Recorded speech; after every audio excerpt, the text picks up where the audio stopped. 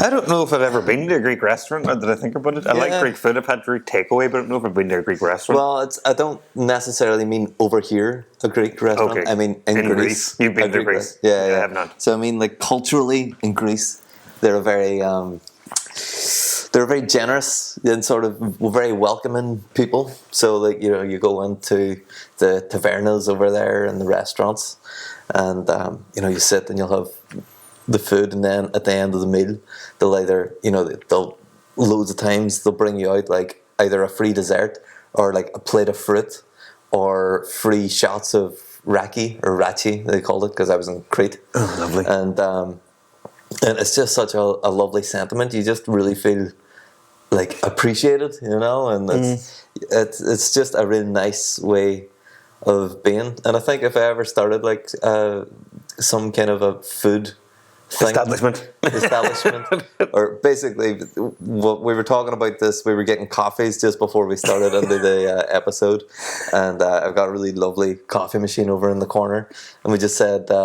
It was the first time I've ever used a coffee machine like that, where you have to crush the beans up and put the willy head on. Like I've had espresso machines in the past, you can tell we're professionals. Crush the beans. Crush the beans. You're crushing the beans. Do you not grind the beans? I'm pretty sure that's. Oh, great! Don't grind to crush. Who cares? Real professionals call it crushing.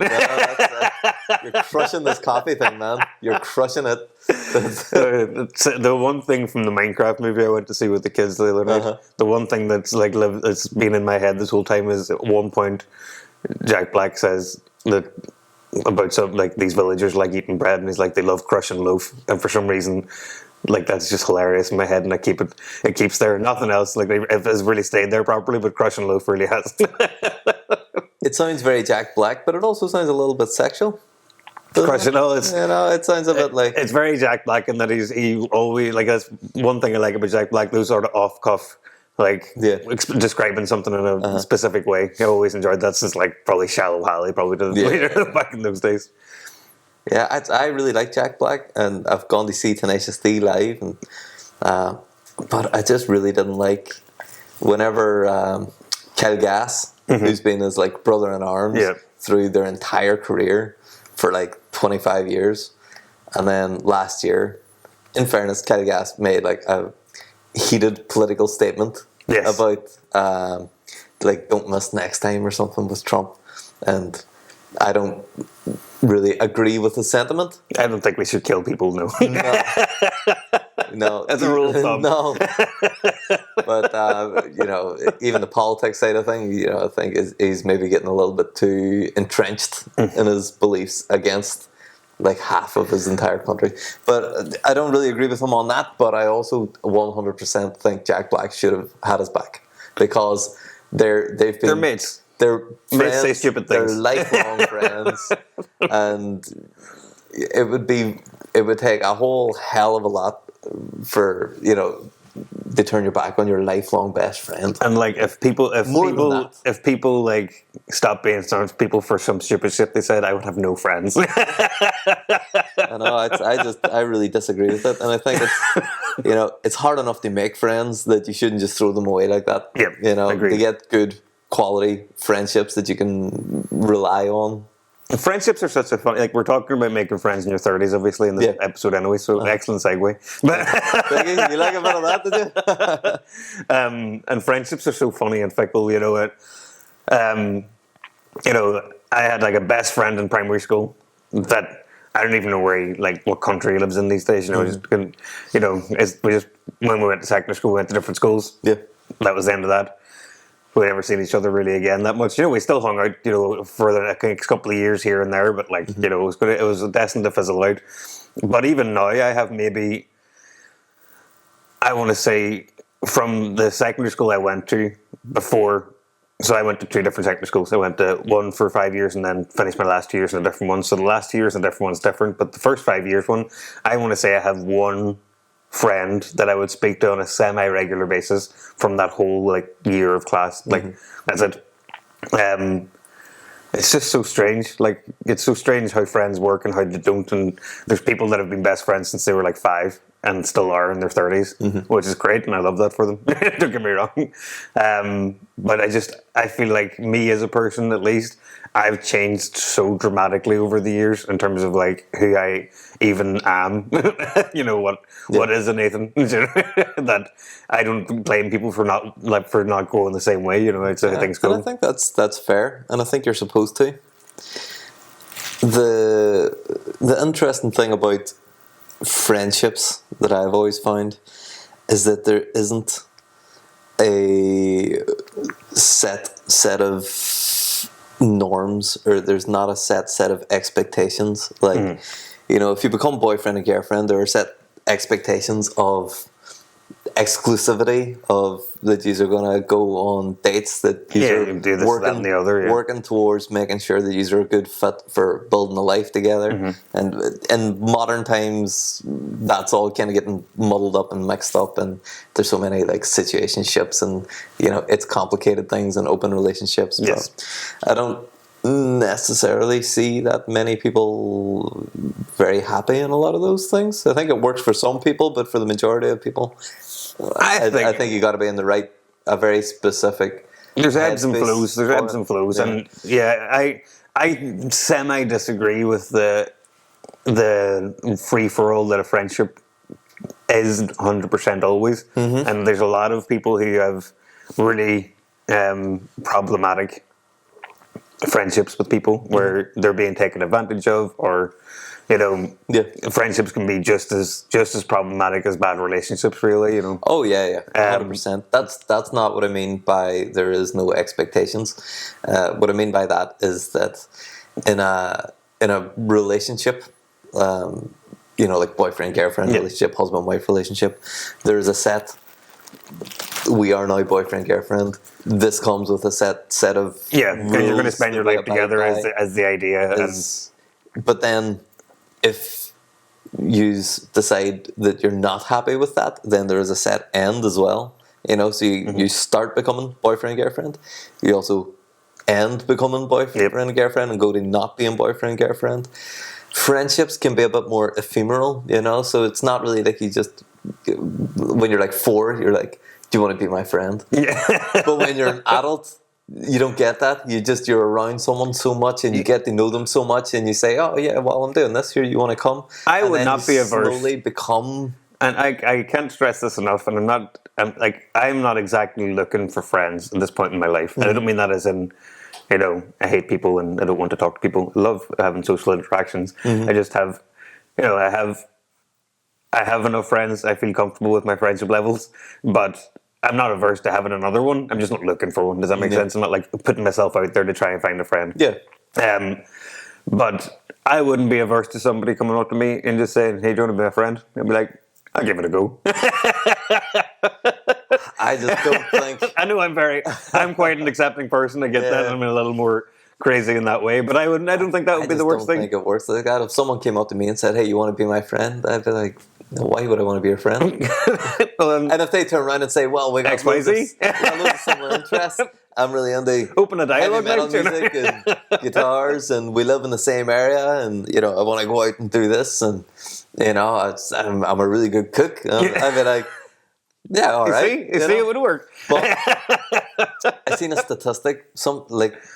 People did some kind of study on when you go through the stages of stranger to acquaintance to friendship to close friendship, and it's, you know, they say you got to spend like 150 hours around someone to become a friend. Somewhere around that neck of the woods, it's like 150 hours. See, this is science again. It's not vibes at all. I feel like I've become friends with people in like 20 minutes. For sure.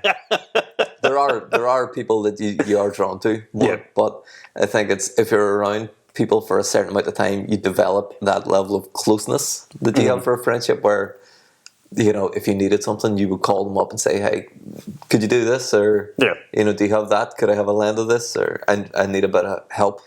And that's something that if you make good friends with someone in 20 minutes, I don't know if you have that depth to the relationship. No, it comes later. The depth comes later. But I mean, in terms after of vibes, 150 hours. You know, I don't think that's even close to that amount of time. But no, I think that's too long.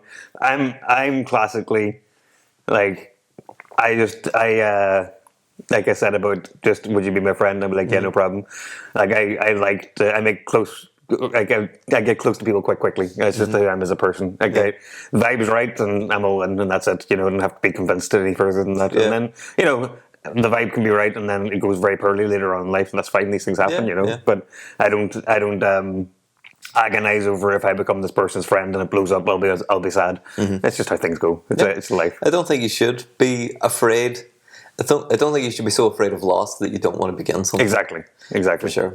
But I think the 150 hour, I believe there is some merit to it, because if you've got, say for example, if you're in work, you start a new job, 150 hours, that's 3 weeks. That's like 4 weeks. Yeah. So after 3 or 4 weeks of being around someone every day in work, I think you're going to be pretty friendly with him, especially if you get along well. And similarly, you see like those experiments, like the Big Brother house, and like reality shows where they're all thrown into the same place.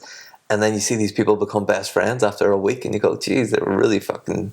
Or like after a couple of months, they're like family. Yeah. And you go, how can they get so close so fast? That's quite a lot of time, they're exactly. around everybody 24 hours a day, you get to know... If there's a mask, the mask is slipped already at that point, you know what I mean? So you can see what a person really is like. Like, you touched on it. That's another good point. Yeah. About people putting up that social mask. Yeah. And it takes a certain while before people are comfortable to be more themselves. Yeah. And once you find that out and you like that person, then that's grand, that's life sorted. But you brought up your point. So, like, the idea, the reason I thought of this idea of making friends in your 30s, as I say, I'm not looking to make friends in my 30s at this point, but I'm not looking for tips. But back off, internet.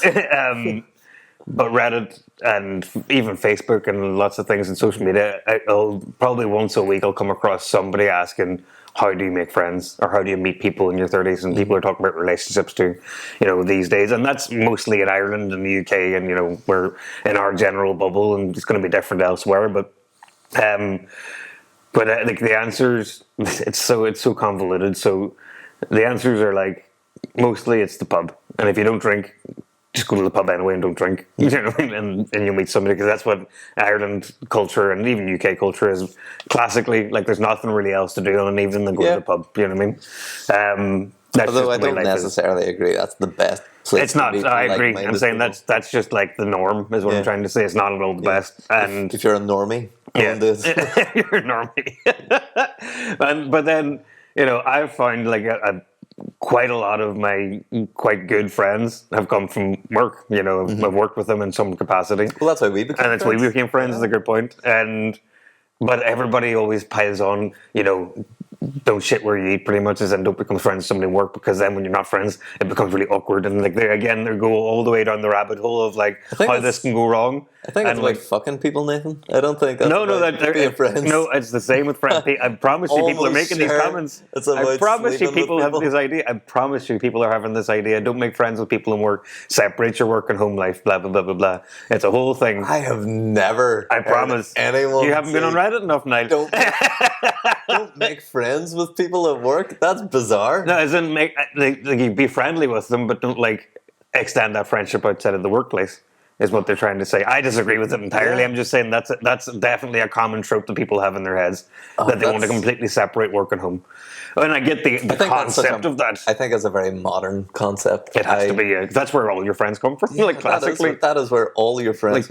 There for quite a long time in my life, because when I didn't work at home, especially, I spent more time with people I worked with than I did with anybody else. Do you know what I mean? It was like, even my own family, my children, some weeks, and you're the same, obviously. And, you're going to, like you said, you're going to form those close bonds, and you see that person for who they are eventually, very quickly in some ways. And if you like them, and I've had a number of people I would have considered quite close friends when I worked there, and when I stopped working there, we didn't really keep up the friendship, and that's how things go. Still friendly with them, but we're not close friends anymore, because we don't see each other 40 hours a week. Yeah, it's funny you say that, because the nature of how I work is that I could spend 6 months of the year, 70 hours, 80 hours a week with this group of guys, or guys and girls, mostly guys, but. And we just become so tight knit, and it's like it is a little unit. It's almost the way it is in the military. Exactly. That's exactly what I was thinking of. You're living you're living with these people like your entire lives for 6 months, and you're out and you're away from home, and you might all be staying in a hotel together, or you're away in a different country together, and so you do get this bond where they are your entire network of people. You know, you're not around your family, you're not around your friends that you've built up in your life. It's just these people, and you become really, really close with loads of them, and you know, you talk about things that you have difficulties with, and you are there to support each other, and you are drinking together, you are out putting in massive shifts, working hard together, and you're having successes and failures together. And it's, you really do become so close to a lot of people, and a lot of people that I still think of super fondly, and I would still consider friends. I maybe haven't chatted to them in 3, 4, 5 years, you know, but then I could be on a job next year with them, and pick straight back up. You know, it's big hugs. Those are some of my favorite friendships that I have. Is like, there's people like that exactly in my life where, you know, and there's one guy I'll talk about from work, obviously, but you know, we worked together, but never in the same building. You know, he's lived in Wales and worked in Wales, but we just worked for the same company. And we ended up doing projects together for, you know, we did one project for, you know, a few weeks, and in that few weeks we became best friends, you know, not best friends, but, you know, quite close. And we ended up working together quite a lot for like the next year then. But that was in 2017, and like maybe a month ago we were I just had a little video call, hadn't spoken properly in like maybe 6 months, a year. And he's had a kid now, and you know, lives in London, and they're buying a house in London, and all these sorts of things. But we just got on a call, and we had like, you know, half an hour, 40 minutes, just shooting the shit as if nothing, no time had passed. And I really like that. I like that level of connection with somebody that they don't have to like maintain it. You know, the tree's grown. I don't need to water the plant. You know what I mean? And I like that a lot. That's a good analogy for it, but I'm sure it doesn't help with, because there is a bit of a loneliness epidemic at the minute, and I don't necessarily think that it affects people who are 30 years old and over. I really think it's kind of the younger generation too. Well, I think we were really blessed that we grew up on that sweet spot that I remember before the internet. I remember exactly.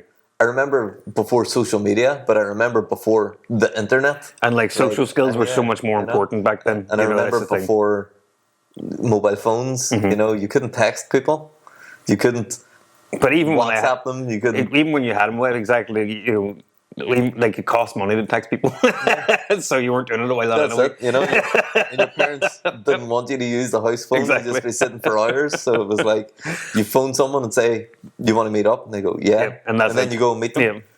So social skills were much more important in our formative years. Do you know what I mean? And I think it really helped even after the internet came, and after, because I would have been maybe 16 when I got my first social media, which would have been Bebo. Yeah, me too. Yeah, Bebo and MySpace. Love Bebo. And I miss Bebo every day. Every single day.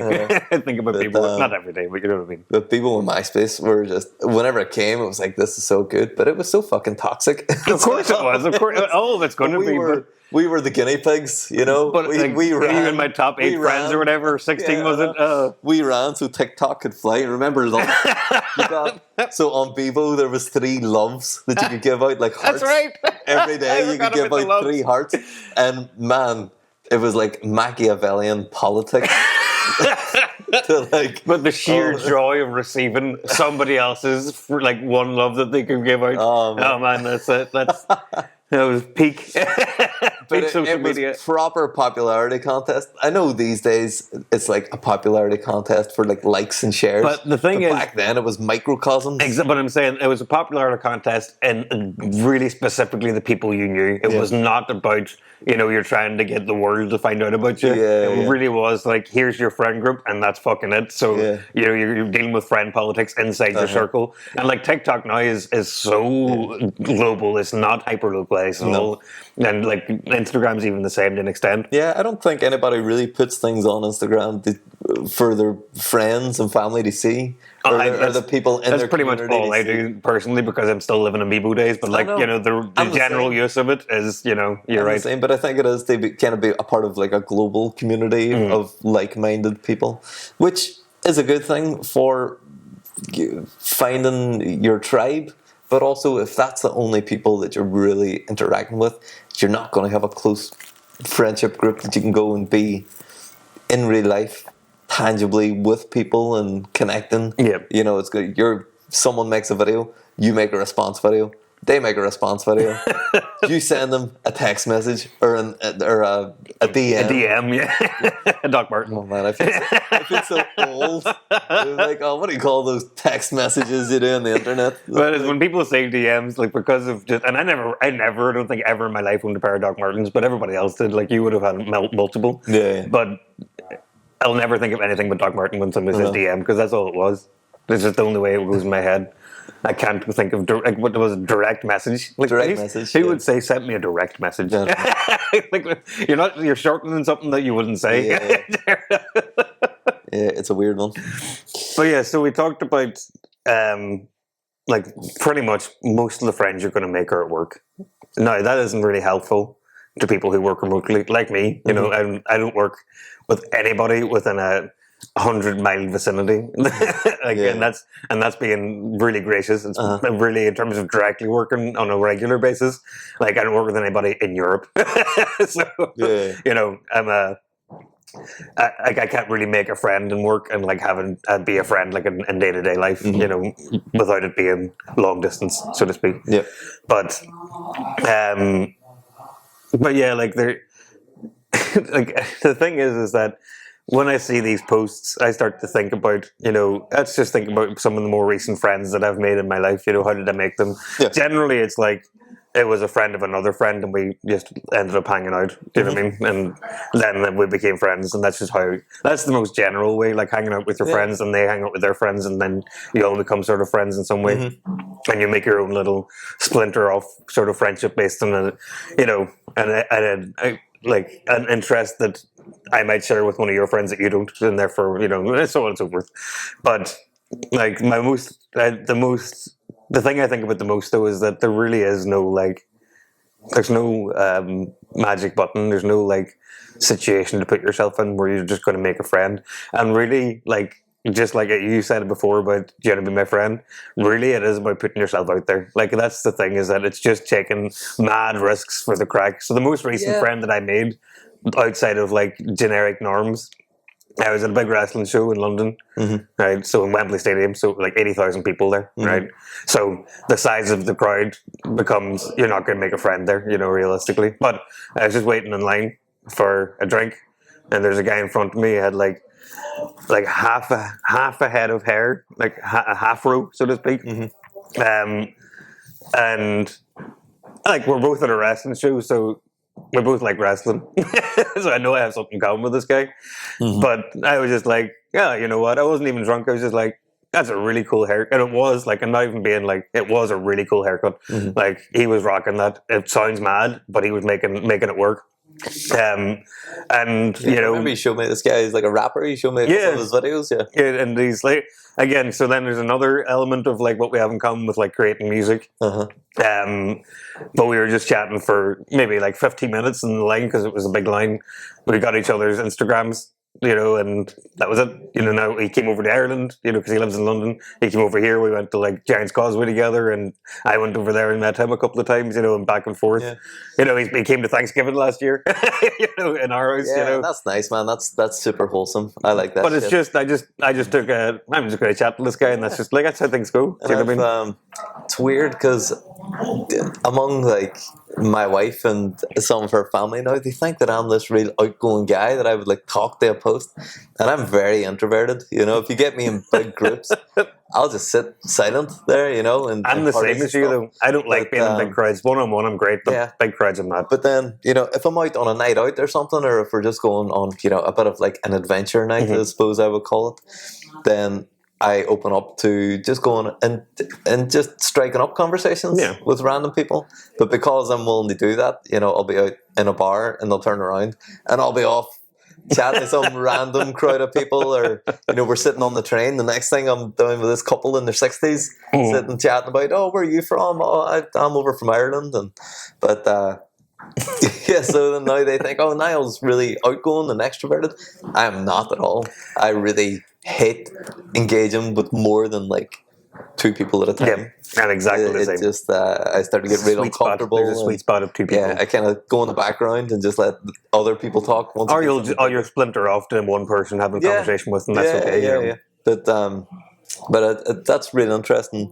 As you said, it was about the shared interest. You were at a wrestling place.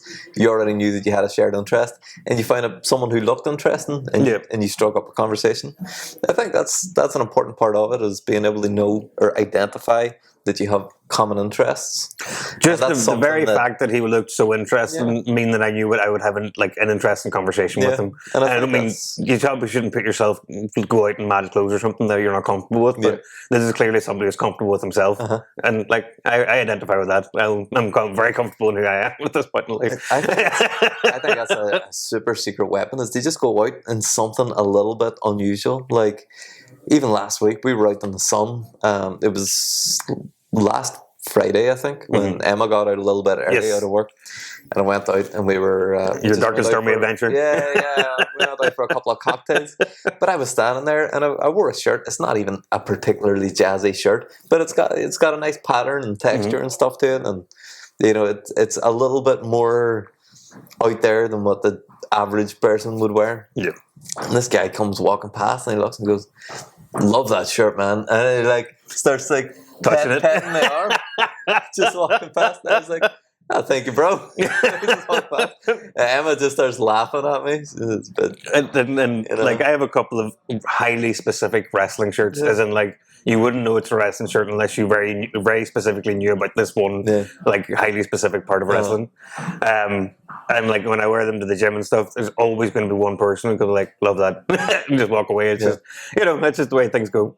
well, I like that with like anime and stuff. If I see someone in there wearing like not a specific anime top, but maybe it's got a logo of something from that anime, or it's got Where some it's kind not of, overly crazy. It's just like a subtle nod that you can go, "I know what that is."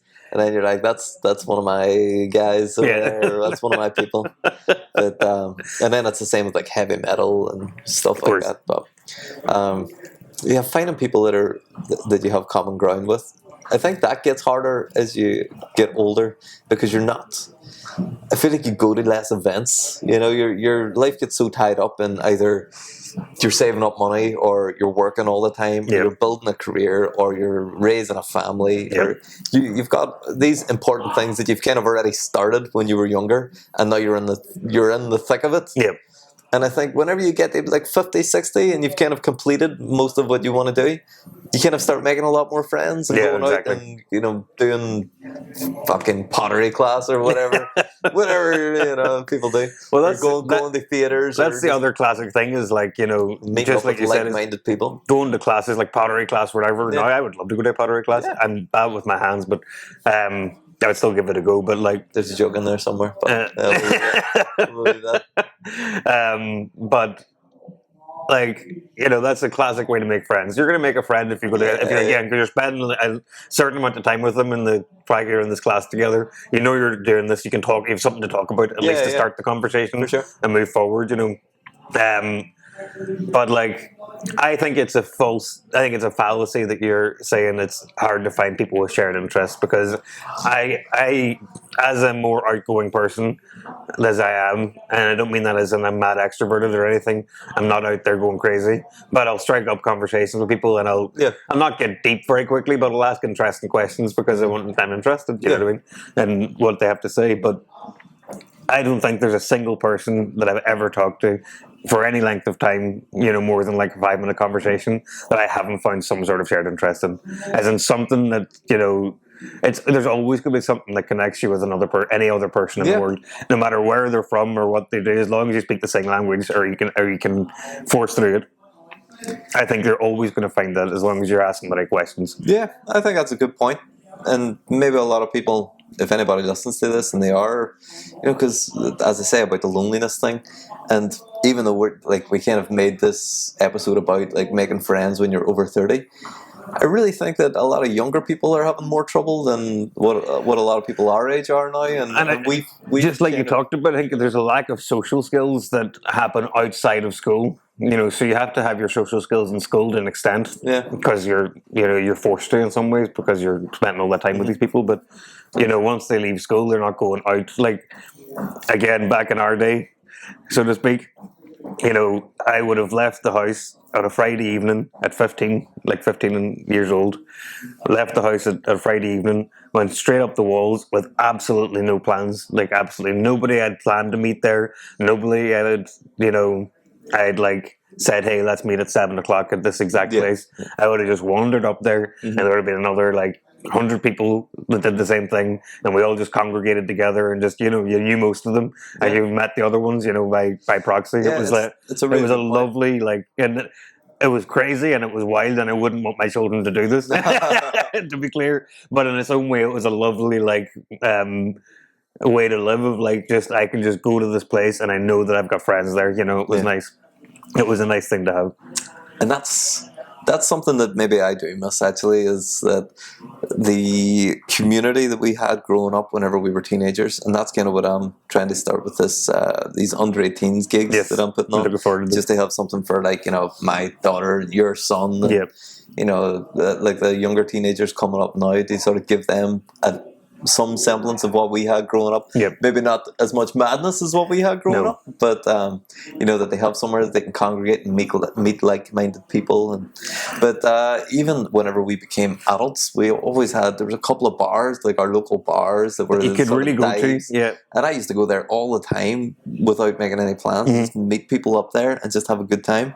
Like, And back in I the feel day, like we don't have that now. the Bound for Boston, you could just go to the Bound for Boston on Friday night and you were going to meet a couple people there. Yeah. That's just the way it was. But I feel like there really isn't that now. We got one bar maybe in our city that we can go to and meet up with similar people to us, but God, a lot of them are head melters as well. Maybe that's more on me than on them. Yeah, I think I feel like I've had this conversation in my own head of like, if you don't like going here, and everybody else seems to that you like as people individually, then you're the problem, Nathan. Yeah. And I think I might be the problem for sure. But it is like, just like you said before, it's really about that. Now there's 30 people there that you're friendly with and want to talk to you in some respect, and that's too many people. Like 1 or 2 grand. Yeah. 30, too many. Can't handle that. There's too many expectations involved, and you feel bad for like not speaking to one person, and that's a whole. Yeah, and I did all this crap in my head. I think maybe as you get older, you become less of a social butterfly, and you focus more on quality friendships than quantity friendships. So instead of going to a bar that's full of similar people that you can bounce around everyone, maybe now it's like having a small night with people, and I don't really think that there is a lot of that. Yeah, what did you say, D&D? I said that's the ideal. Oh, that's the But ideal. we have played D&D together. We have played D&D, and it was a terrible It experience. was. I'm not good at that. That's one of those weird things. You guys screwed me, because I was like, oh yeah, we're going to start up Dungeons and Dragons. We'll have we'll do like a game night. Then because no one else wanted to do it, I had to be dungeon master, and I had to read ahead of all you guys and have a couple of hours worth of playtime. And then you guys went completely Off script. Said, no, we've been employed to do a job. We're going to do our job. We're not going to get sidetracked with all this adventuring. Let's just go to the fucking village and deliver our goods.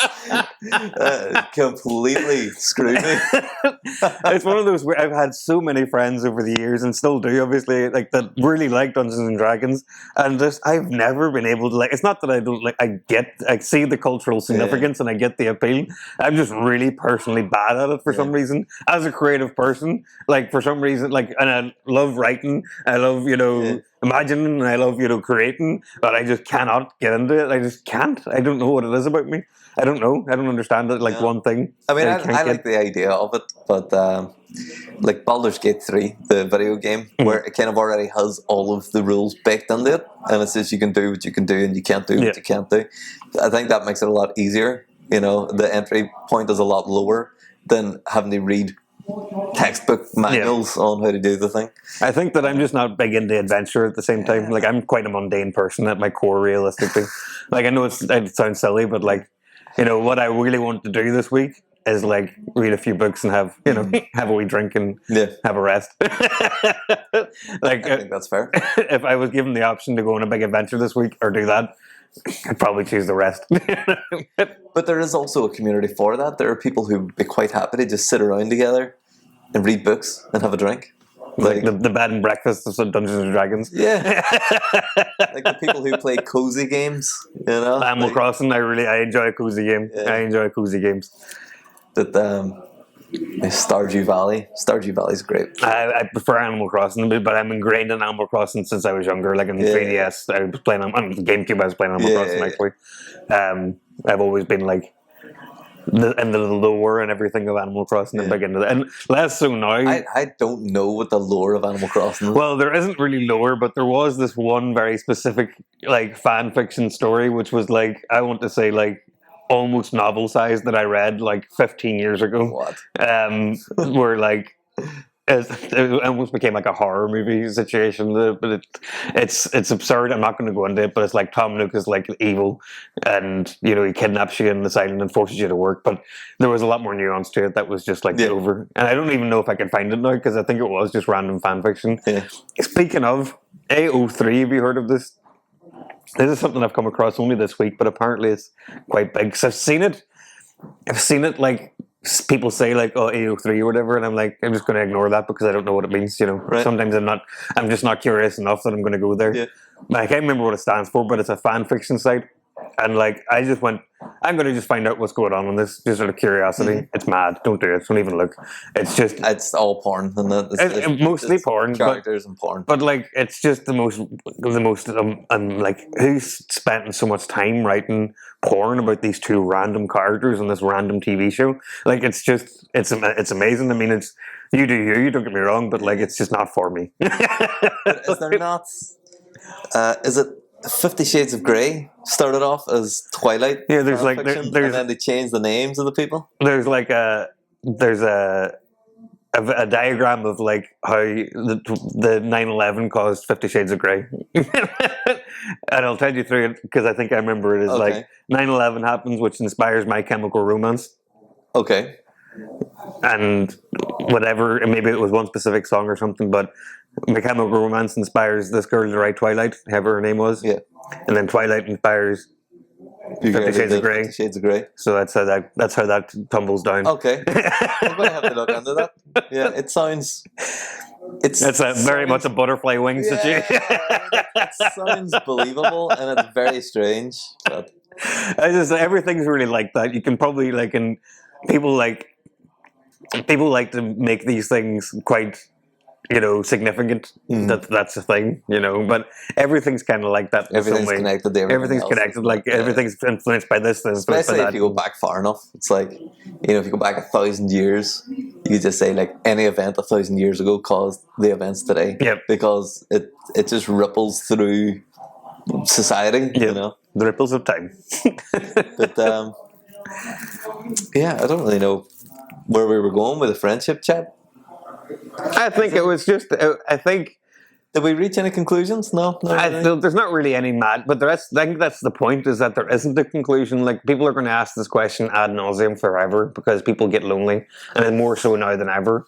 But it really isn't a magic button. You can't just say, if you go and play football every week on a football team, you're going to have friends, because like, it might not be the people you click with. It's just. Yeah, but I think there's something significant in saying that to make friends, you got to go out and meet people. Exactly, you have to put yourself out there. Is the only one.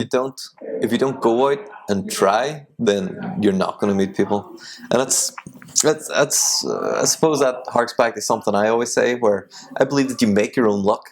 Yes. I know that luck exists as a thing, but I really do believe, and because I've seen it firsthand, is like Damien, one of my best mates, and he just seems like the luckiest man in the world.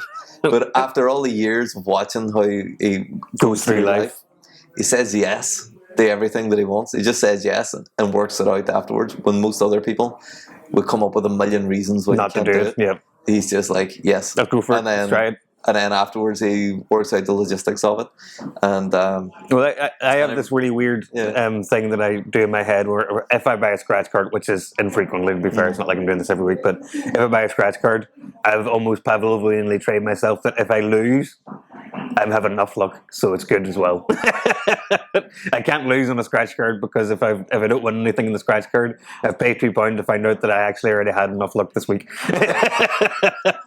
See, that is slightly different from how I know, think it's on it, entirely yeah. what you're saying, but But, it's but you do make your own luck, is what I'm Yeah. saying. Exactly, like if you put yourself out there, yeah. you solve your own problems. You know, if you open complain, yourself to the opportunities of the world, Yeah. isn't it? You open yourself to the opportunities of the world, and whenever an opportunity comes by, you will be in the position for it.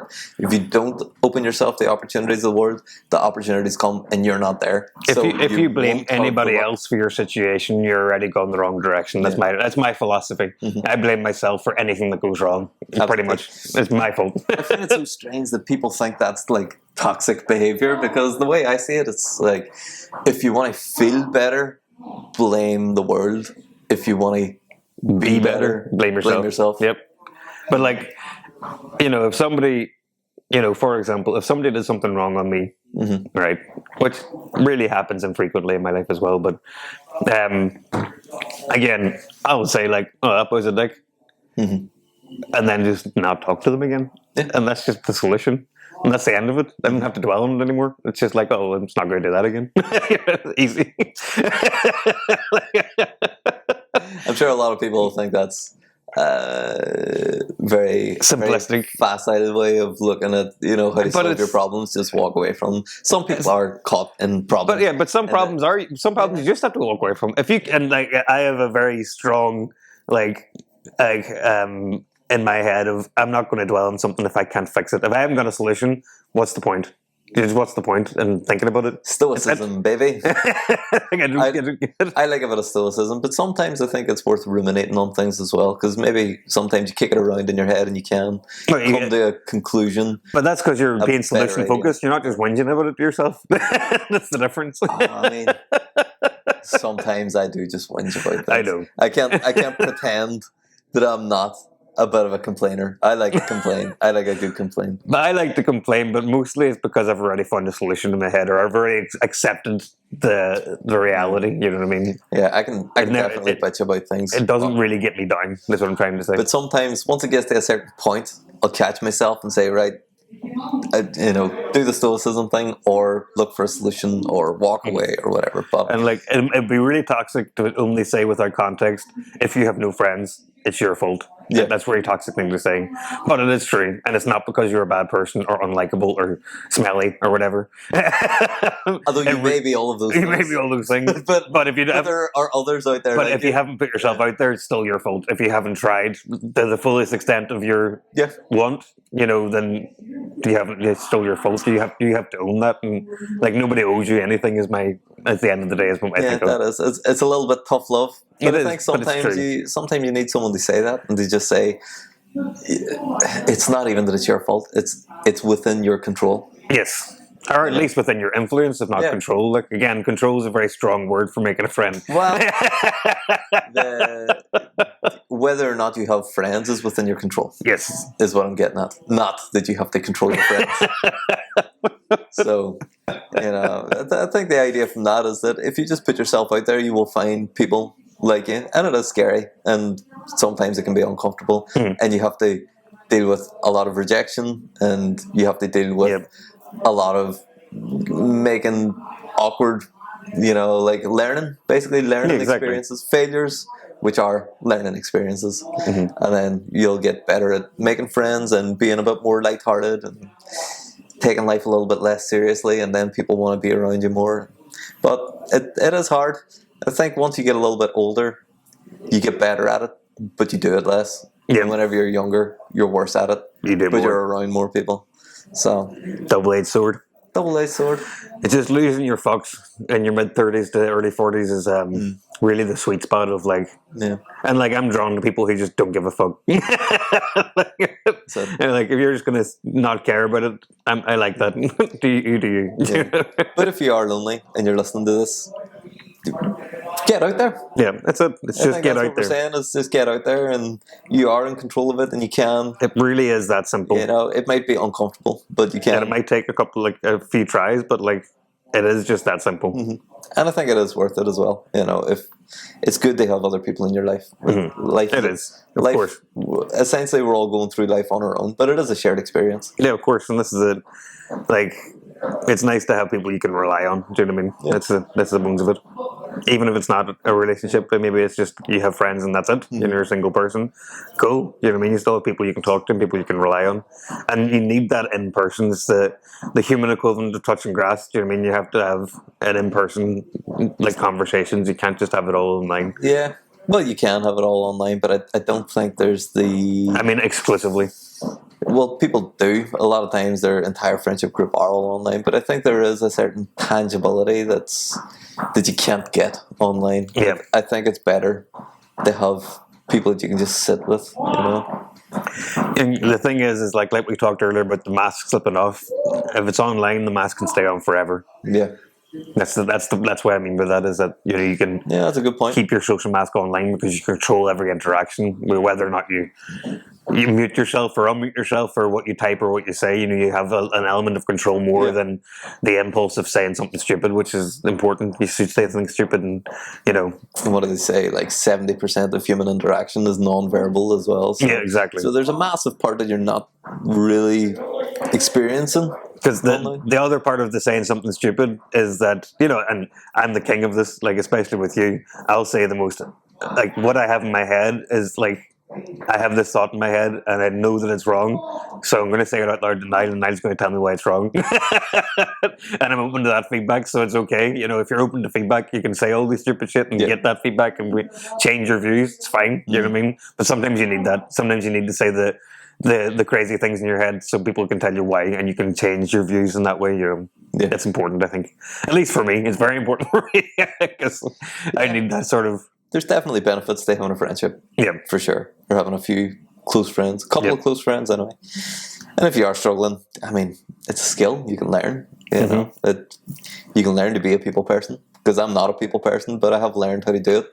You learn to sort of create the persona. Sometimes you can be that person. Yeah, and not that you have to be fake. You fake it till you make it. You can. That's okay. But you can put on the persona until you get to know someone better, and then sort of ease into being a bit more relaxed. Yourself, yeah. But I'm not a social scientist. I'm not or any scientist or something. I'm not any kind of scientist at all. No. But what I'm getting at is I'm not a psychologist. I'm not a psychologist. We're just talking about our lived experiences, and that's as far as what I think is what I've lived, and that's it. But I think it's worth having a couple of good friends, and if you feel like you don't have a couple of good friends around you, then maybe take steps to put yourself in the right position to make some friends. If you're feeling like you need them. And don't be afraid to stop being friends with somebody who's not serving you. Do you know what I mean? Yeah, that's also the point. What I was getting at earlier is that there's never, well, sometimes there is a hard end of a friendship, but a lot of friendships, they just kind of fizzle out into nothingness over time. It's not a big blow-up situation. It's just that's what I was getting at with the boyfriend-girlfriend versus friendship thing. But anyway, I think we've rambled about this. I think so. That'll do for now. Come back next week for whatever we managed to conjure up.